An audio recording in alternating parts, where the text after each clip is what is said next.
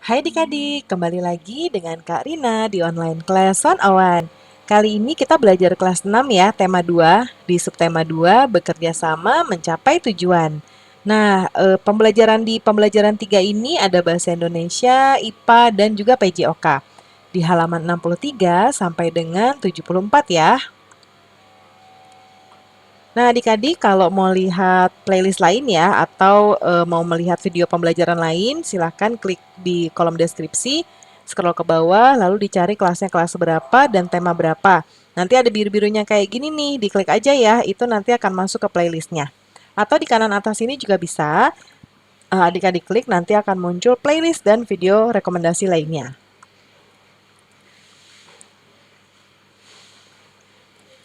Kita mulai ya adik-adik.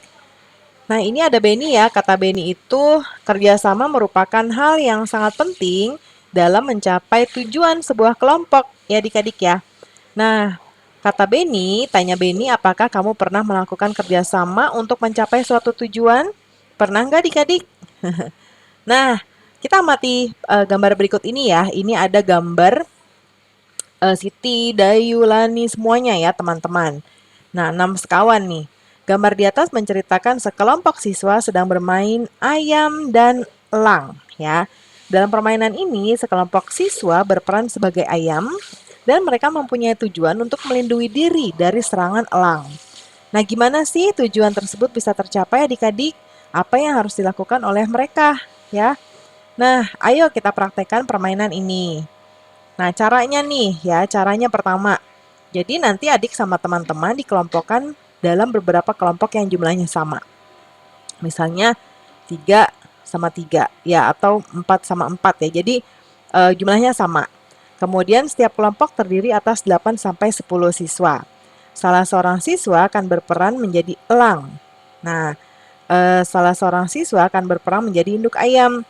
Sisanya akan berperan sebagai anak ayam. Oh, ini maksudnya dikelompokkan dalam beberapa kelompok. Oh, maksudnya dari satu kelas nih dibagi-bagi ya. Misalnya satu kelas isinya 10, berarti 55. Jadi dua kelompok. Kalau misalnya ada 30 dibagi 10-10 berarti ada 3 kelompok gitu ya. Kalau pembagian kelompoknya nanti serahin aja deh ke Bapak Ibu Guru ya. Nah, seorang nanti akan berperan jadi elang, satu lagi jadi induk ayam, sisanya jadi anak ayam. Nah, elang nanti akan ngejar ya, nangkap anak ayam satu persatu. Induk ayam nanti akan berjuang untuk melindungi anaknya. Peraturannya, yang pertama, nanti elang kan akan mengejar dan menangkap anak-anak ayam. Nah, induk ayam melindungi anaknya dengan menghalangi.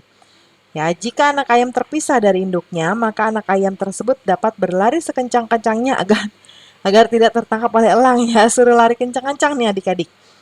Terus jika elang dapat menangkap semua anak ayam, maka elang dan anak-anak yang ditangkap berarti berganti peran menjadi induk ayam dan anak-anak ayam ya. Nah, sedangkan induk ayam yang tidak dapat menjaga anaknya akan menjadi elang. Jadi ditukar. Nah, supaya menarik, jumlah elang dapat ditambah ya. Jadi induk ayamnya lebih waspada. Jadi boleh nanti yang jadi elangnya 2 ya. Nah, adik-adik tahu nggak permainan ini perlu keterampilan berlari yang baik karena kan tadi harus lari nih. Ya, karena ketawa tadi disuruh lari kencang-kencang ya biar nggak ketangkap adik-adik. Nah, gerakan lari. Ketika kamu berlari, gerak utama yang dominan kamu lakukan adalah gerakan langkah kaki dan ayunan lengan. Selain itu, dalam berlari kamu juga perlu memperhatikan kecondongan badan. Ya, jadi ada pertama langkah kaki, kedua ayunan lengan dan juga kecondongan badan. Terus masih ada lagi pengaturan nafas serta harmonisasi gerakan lengan dan tungkai. Yang paling menentukan kecepatanmu dalam berlari adalah panjang langkah dan kerapatan langkah. Langkah kakimu terdiri atas tahap menumpu dan tahap melayang. Ya kayak gini nih. Menumpu tuh pas kakinya lagi di kena apa? Kena tanah ya. Terus ini pas melayang. Ya. Nah ya, nah sekarang udah tahu nih adik-adik ya yang harus diperhatikan. Jadi sebelum main ayam dan elang, latihan lari dulu ya. Kalau udah latihan lari, sekarang bermain ayam dan elang. Nanti perhatikan instruksi Bapak Ibu Guru. Nah, di permainan ayam dan elang diperlukan perjuangan dan kerjasama supaya anak-anak ayam nggak ditangkap. Nah, tahukah adik-adik bahwa semasa mempertahankan kemerdekaan Indonesia juga diperlukan perjuangan yang luar biasa dan kerjasama dari seluruh rakyat agar kemerdekaan Indonesia tidak direnggut oleh bangsa lain. Ya karena walaupun semua negara adik-adik, walaupun sudah merdeka, tetap harus waspada ya, tetap ada latihan militer dan lain-lain supaya tidak terjadi hal-hal yang tidak diinginkan ya, karena masih bisa direnggut oleh bangsa lain. Nah, sekarang kita pelajari bagaimana rakyat Indonesia berjuang mempertahankan kemerdekaan Ambarawa ya. Kita baca teksnya ya. Pertempuran Ambarawa. Pada tanggal 20 Oktober 1945, tentara sekutu di bawah pimpinan Brigadir Battle mendarat di Semarang dengan maksud mengurus tawanan perang. Nah, kedatangan sekutu ini diboncengi oleh Netherlands Indies Civil Administration atau NICA. Namun, ketika pasukan sekutu dan NICA telah sampai di Ambarawa dan Magelang untuk membebaskan para tawanan tersebut justru dipersenjatai sehingga menimbulkan kemarahan pihak kita. Nah, lalu di tanggal 26 Oktober 1945, di Magelang terjadi pertempuran ya antara pasukan Tentara Keamanan Rakyat atau TKR singkatannya sama pasukan gabungan Inggris dan NICA tadi. Insiden ini terhenti setelah Soekarno dan Brigadir Battle melakukan perundingan dan akhirnya sepakat. Nah, tapi ternyata nih adik-adik dari sekutu mengingkari janji ya. Di tanggal 12 Desember 1945, pertempuran berkobar adik-adik di Ambarawa. Kolonel Sudirman langsung memimpin pasukannya yang menggunakan taktik gelar supit urang atau pengepungan rangkap dari kedua sisi sehingga musuh benar-benar terkurung. Setelah bertempur selama 4 hari, di tanggal 15 Desember 1945 berakhir. Jadi Indonesia berhasil merebut Ambarawa dan sekutu dibuatnya mundur. Bagus, keren banget ya adik-adik ya. Ini ada taktiknya. Nah, kemudian kemenangan ini diperoleh berkat kerjasama dari seluruh rakyat Ambarawa adik-adik. Ya kan? Kalau nggak bersatu ya nggak mungkin menang juga ya. Kemenangan pertempuran ini kini diabadikan dengan didirikannya Monumen Palagan Ambarawa, ya. Nah, dan juga diperingati sebagai Hari Jadi TNI Angkatan Darat atau Hari Juang Kartika. Nah, itu ceritanya adik-adik perjuangan para pahlawan kita ya. Makanya tugas adik-adik sekarang mudah sekali, nggak perlu perang-perang ya, cukup belajar dengan rajin. Nah, kita isi ya, ini peta pikirannya dari cerita Ambarawa tadi. Kita mulai dari apa? Apa? Pertempuran Ambarawa antara penjuang Indonesia dan pasukan sekutu dan NICA. Mengapa? Sekutu mengingkari janjinya karena tidak hanya membebaskan pasukan Belanda namun juga mempersenjatainya. Siapa? Pasukan sekutu, NICA, dan TKR Indonesia. Di mana di Ambarawa kapan 12 hingga 15 Oktober 1945.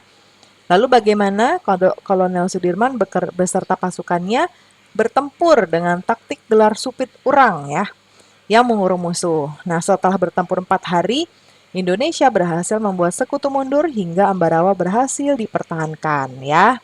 Nih. Nah, terus berikutnya.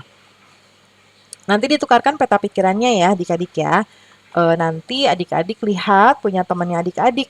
Lalu beri komentar. Ini jadi disediakan untuk komentar tadi ya. Itu tergantung dari komentar adik-adik berdasarkan milik temannya ya. Jadi ini Karina kosongkan. Pertempuran Ambarawa merupakan salah satu pertempuran yang sangat bersejarah ya adik-adik dalam upaya mempertahankan kemerdekaan Indonesia. Nah, tentunya pertempuran tersebut memiliki makna sejarah bagi kita.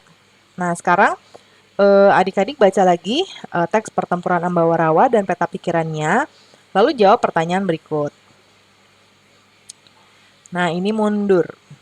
Nah, apa saja upaya yang dilakukan oleh rakyat Ambarawa untuk mempertahankan kemerdekaan Indonesia? Yaitu memukul mundur sekutu, ini R ya, dari Ambarawa dengan taktik gelar supit urang atau pengepungan rangkap dari kedua sisi sehingga musuh benar-benar terkurung. Lalu bagaimana pendapatmu tentang upaya-upaya yang telah dilakukan? Nah, upayanya sangat hebat sekali adik-adik, kayak tadi kita baca ya, mereka bersatu ya. Jadi meski tentara sekutu memiliki senjata yang lebih canggih, pejuang kita Indonesia tetap berani melawan. Nah, para pejuang juga menggunakan taktik khusus yang cerdas tadi taktiknya ya, sehingga mampu memukul mundur pasukan sekutu. Terus berikutnya, bagaimana pendapatmu tentang sikap tentara Nica yang melanggar kesepakatan? Nah, ini sangat tidak patut untuk dicontoh. Ya, kalau kita sudah sepakat, kita harus menjalankannya dengan baik ya, seperti di sila keempat. Ketika kita sudah bermusyawarah, berunding, atau yang lainnya, ketika sudah dicapai kesepakatan, hasilnya apa, harus kita ikuti. Nah, yang keempat, bagaimana pendapatmu tentang taktik gelar supit urang? Nah, ini tuh sangat cerdas ya. Dia bikin si sekutu, tentara sekutu, pasukan sekutu terkepung gitu adik-adik. Ya, jadi akhirnya mundur ya sekutunya.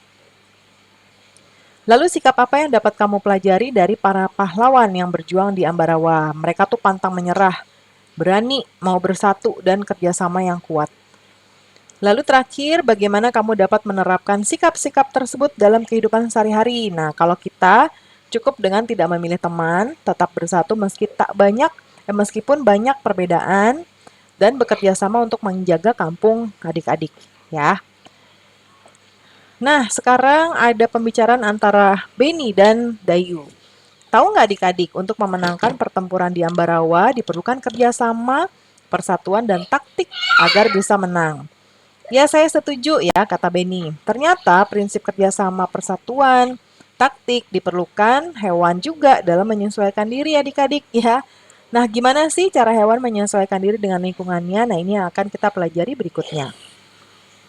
Nah, ini ada cerita bagus banget adik-adik, ceritanya tentang Hena. Hena ini hewannya seperti ini nih ya. Jadi dia tuh punya taktik ya untuk bertahan hidup. Nah, kita baca nih.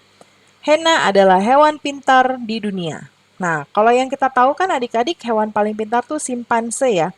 Simpanse tuh kayak bentuknya kayak monyet, tapi dia lebih agak kecil. Biasanya digunakan untuk percobaan-percobaan karena dia pintar. Nah, anjing juga termasuk yang pintar karena bisa dilatih, lumba-lumba juga. Nah, mungkin pernyataan tersebut betul ya, namun kurang tepat. Menurut penelitian, hewan terpintar di muka bumi ini adalah Hena. Dr. Sarah Benson Amram dari University of St. Andrews mengatakan bahwa Hena adalah hewan terpintar karena binatang tersebut dapat mengatasi masalah secara naluri. Ya, dan juga dapat berhitung. Loh, kok bisa? Nah, kita lihat nih ceritanya. Jadi di penelitiannya, Sarah berhasil menyimpulkan bahwa tingkat kepintaran seekor hewan ditentukan dari cara mengatasi masalah. Benar juga ya adik-adik ya. Kayak kita manusia ketika ada masalah, gimana cara mengatasi masalah itu yang salah satu hal yang penting ya.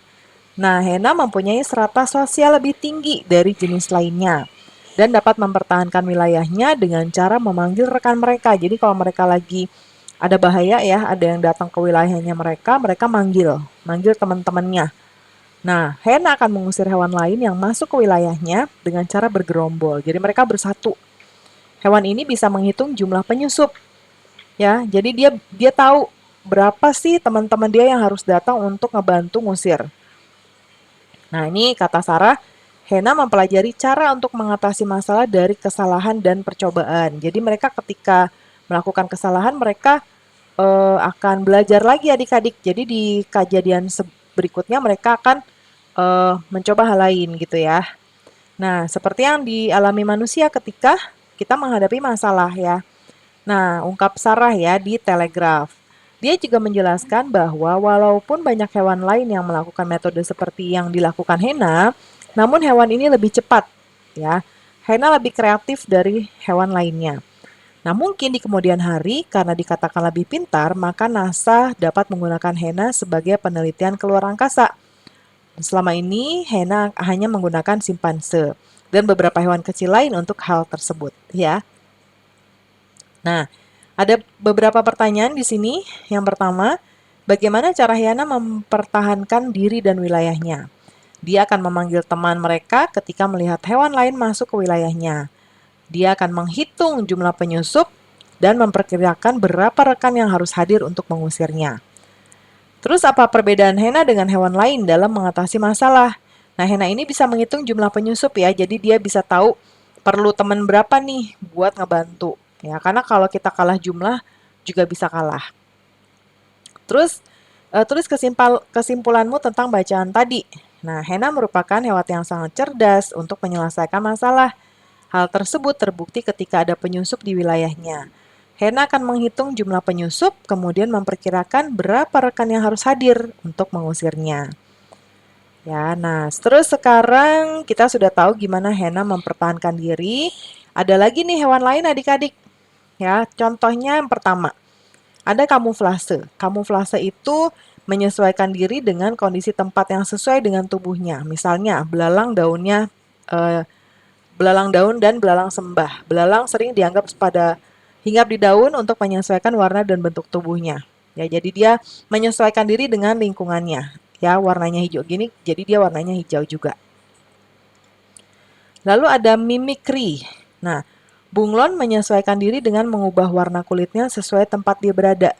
Ya, kalau tempatnya kayak agak-agak, dia kan hijau gini nih ya, ini agak hijau muda banget, nah dia akan berubah nanti menyesuaikan ini.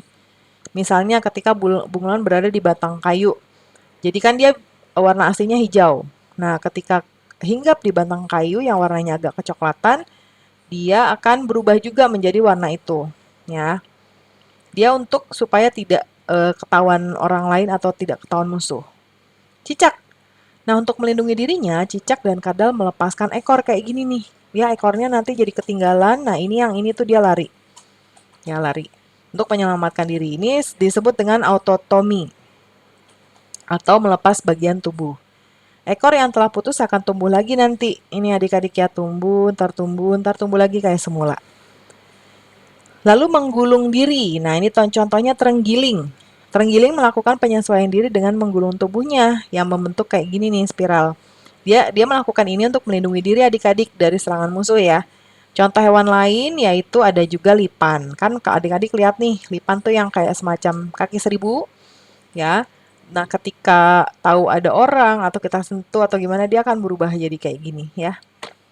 Sekarang cari tahu yuk gimana hewan berikut menyesuaikan diri.